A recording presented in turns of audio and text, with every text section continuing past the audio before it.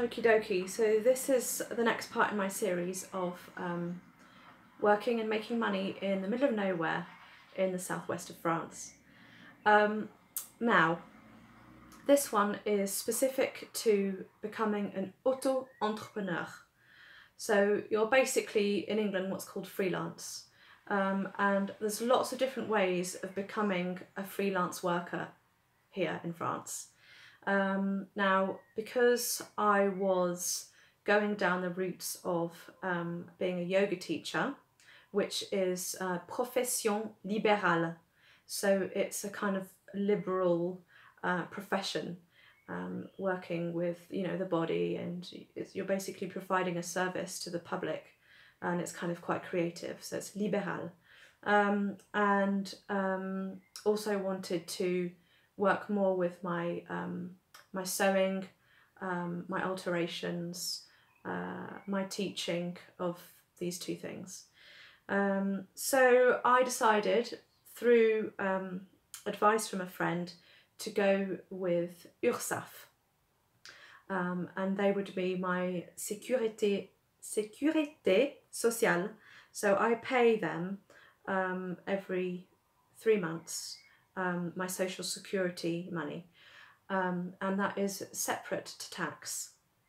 The tax you pay once a year, and me and Robin are both under the threshold for paying tax. So our piece of paper that came back recently had a 0 on it. So in France, your social security is much higher than your tax, whereas in England you usually pay more tax than social security. So yeah, it took a really long time with Ursaff to kind of get all that straight with me and become an auto-entrepreneur. And a couple of years previous, it was called micro-entrepreneur. And some people around here, they still call it micro-entrepreneur because they don't know what it's been changed to. So just be aware of that.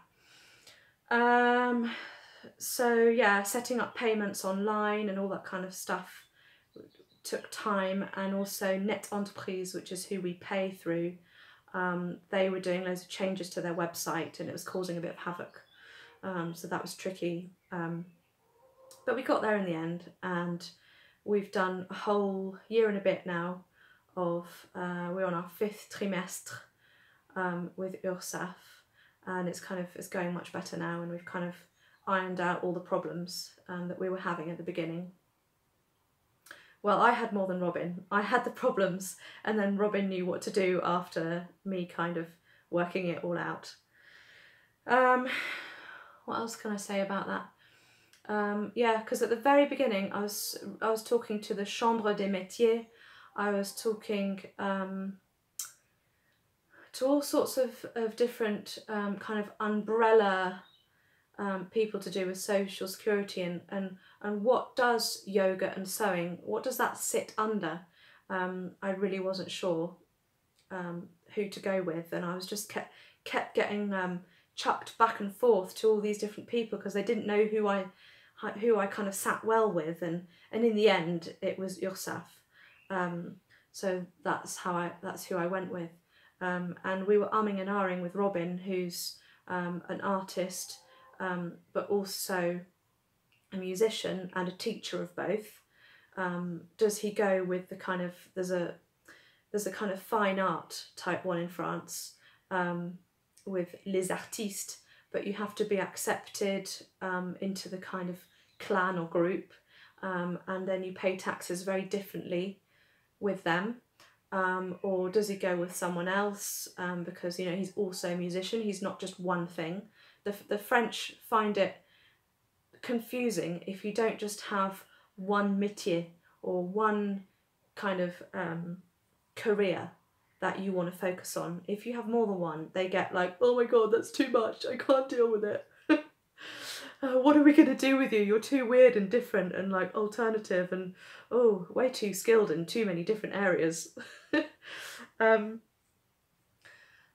So yeah, they've so with Ursaff you can have your primary, which for me I put down as yoga teacher, and my secondary as the sewing, and then when I write my my figures in for, sorry, I'm a bit slow at the moment, when I'm declaring in my trimestre. It depends whether, for example, if I've made some clothes and then sold them, when you sell something, it's a different bracket of percentage that you pay than if you're providing a service and you're not selling something. It's different. If you're interested in that, I can show you a bit more kind of my forms and things that I fill in and what it looks like. So now I'm going to talk to you about another job, which is me actually teaching yoga as an auto-entrepreneur in local village halls. So here we go. Time for the next one.